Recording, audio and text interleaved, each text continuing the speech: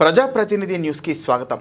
చేర్యాల మండల కేంద్రంలోని రేణుకా గార్డెన్లో సీఎంఆర్ఎఫ్ చెక్కుల పంపిణీ కార్యక్రమం నిర్వహించారు. ఈ కార్యక్రమంలో ఎమ్మెల్యే డాక్టర్ పల్లా రాజేశ్వర్ రెడ్డి ముఖ్య అతిథిగా పాల్గొని చేర్యాల, కొమరవెల్లి, మద్దూర్, దూల్మెట్ట మండలాలకు సంబంధించిన 69 మంది లబ్ధిదారులకు 16,13,500 విలువైన చెక్కులను పంపిణీ చేశారు.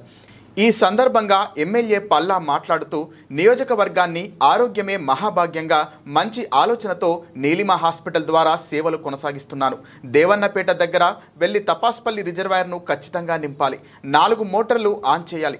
2 పంటలకు మెయింటెనెన్స్ బిల్లులు ఇచ్చి ఆన్ చేయండి. 6 కోట్ల బిల్లులు ఇవ్వలేక చెరువులు ఎండిపోయాయి. ధాన్యం సేకరణలో ప్రభుత్వం విఫలమైంది. 6 కోట్లు ఇవ్వడానికి పైసలు ఉండవు, కానీ అందాల పోటీలకు మాత్రం పైసలుంటాయట అని ఆగ్రహం వ్యక్తం చేశారు. అందాల పోటీలకు 100 కోట్లు ఖర్చు పెట్టారు. కేవలం 60 కోట్లు పెట్టి మా చెరువులను నింపేలా చర్యలు తీసుకోవాలని ప్రభుత్వాన్ని డిమాండ్ చేశారు.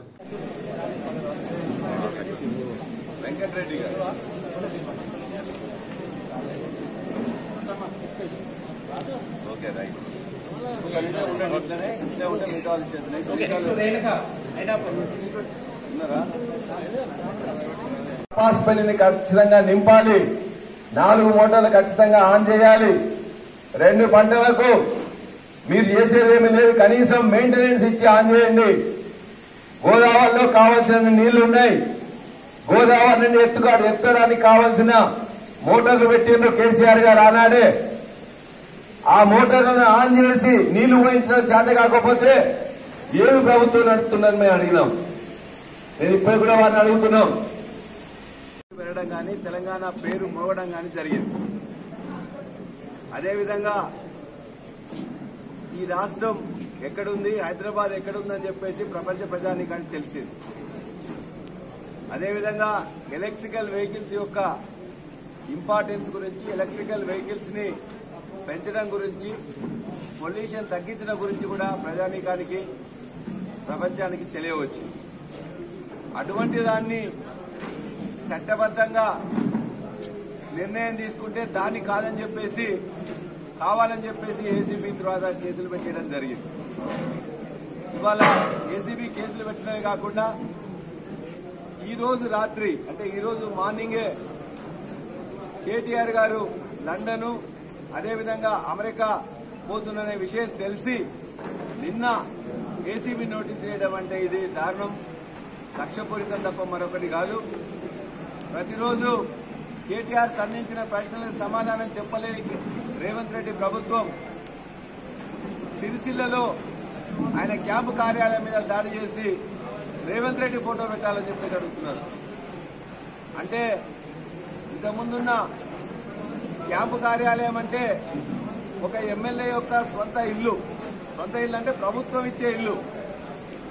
ఎమ్మెల్యేలకు, ఏ పార్టీ ఎమ్మెల్యేలైనా హైదరాబాద్ లో ఇల్లు కానీ, నియోజకవర్గంలో ఇల్లు కానీ ఈ ప్రభుత్వం కేటాయిస్తున్నది, అనేక ప్రభుత్వాలు కేటాయిస్తున్నది.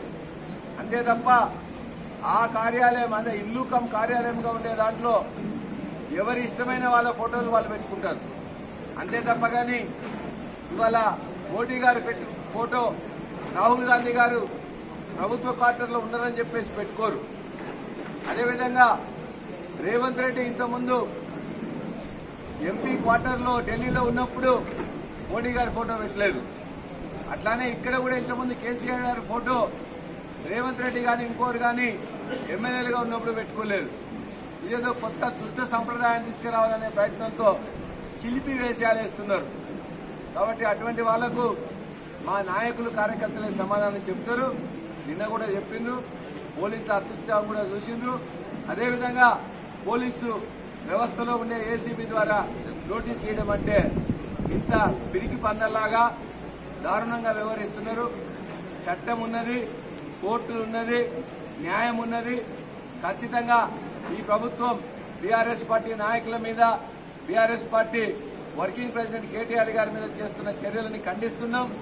ఖచ్చితంగా వారు చట్టానికి లోబడి మరలా యుఎస్, లండన్ పర్యటన తర్వాత వచ్చి అటెండ్ అవుతామని చెప్పడం జరిగింది. కాబట్టి ఇటువంటి చిలిపి వేషాలు వేయడం ద్వారా ప్రజల్లో ఈ ప్రభుత్వం రేవంత్ రెడ్డి చులకనవడం తప్ప మరొకటి కాదని చెప్పేసి తెలియజేస్తున్నా. లేట్ అయింది అనుకోవచ్చు, కానీ అన్ని బాగా ఉన్నాయి. 24 గంటల కరెంట్ తీయడానికి ఏం రోగం వచ్చిందని అడుగుతున్నాం. 24 గంటల కరెంట్ ఇంతమంది నడిచింది కదా, ఎందుకు ఇప్పుడు నడుస్తలేదు?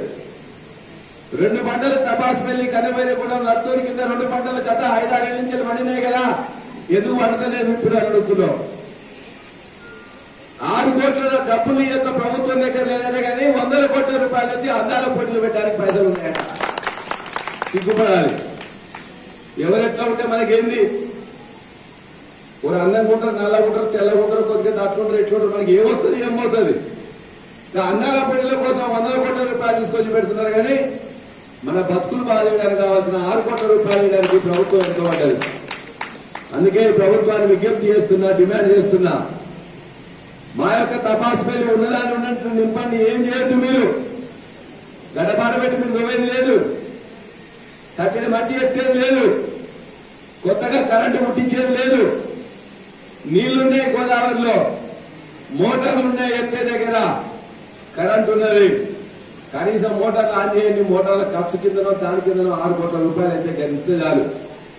100 కోట్లు అందాల పోటీలకు పెట్టడం కంటే 6 కోట్లు ఇచ్చి మా యొక్క చెరువులు, మా యొక్క రిజర్వాయర్ నింపమని చెప్పేసి ప్రభుత్వాన్ని నేను కోరుతున్నా. అదేవిధంగా ఇలా సీఎంఆర్ఎఫ్ కొంత డబ్బులు వస్తుండొచ్చు, 30,000, 20,000, 10,000, 60,000 కింద. కానీ హాస్పిటల్ పోతే ఎంత ఖర్చు అవుతుందనేది ఇలా ఖర్చు పెట్టడంలో తెలుస్తుంది. కుటుంబాలు ఎట్లా చితికిపోతున్నాయో తెలుస్తుంది. వాళ్ళకి అలా ముందుగా ఇక్కడ ఉన్న ప్రభుత్వ హాస్పిటల్లో బ్రహ్మాండంగా బిల్డింగ్ కట్టినాం. కొద్దిగా లక్షల రూపాయలు, కోట్ల రూపాయలు కూడా కాదు, 50 లక్షలు, 60 లక్షలు ఇస్తే ఆ బిల్డింగ్ కంప్లీట్ అవుతుంది. మీ చేతిలో ఉన్న పనే కొద్ది మంది డాక్టర్లను అక్కడ వేస్తే 2 3 అడిషనల్ గా వేస్తే సరిపోతుంది. కాబట్టి ఈ ప్రాంతంలో వైద్య సదుపాయాలు పెంచాలని చెప్పేసి, ఆ వైద్య సదుపాయాలు అందుబాటులో తీసుకురావాలని చెప్పి కూడా ప్రభుత్వాన్ని కోరుతున్నాం. మీ అందరినీ మీరు చూసిండ్రు, గత అసెంబ్లీ సమావేశాల్లో కూడా క్లియర్ గా కోరినాం, అనేక సార్లు చెప్పినాం. మాకు చేరియాలో కొన్ని హాస్పిటల్ అన్ని ఉన్నాయి, కొద్దిగంత ఖర్చు పెడితే ఆ బిల్లులన్నీ ఇవ్వండి సరిపోతుందని చెప్పేసి అంటే కూడా బిల్లులు ఇవ్వట్లే.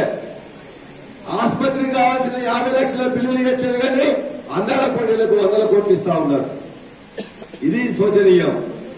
అందుకే ప్రభుత్వాన్ని కోరుతున్నా, ఖచ్చితంగా చేరియాల ప్రాంతంలో ఉండే ఆసుపత్రిని తొందరగా కంప్లీట్ చేసి వైద్య సదుపాయాలు మెరుగుపరిచి వైద్యులను నియమించి ఈ ప్రాంతంలో ఉండే పేద ప్రజలకు ఉపయోగపడే విధంగా చేయాలని చెప్పేసి కోరుతున్నాం.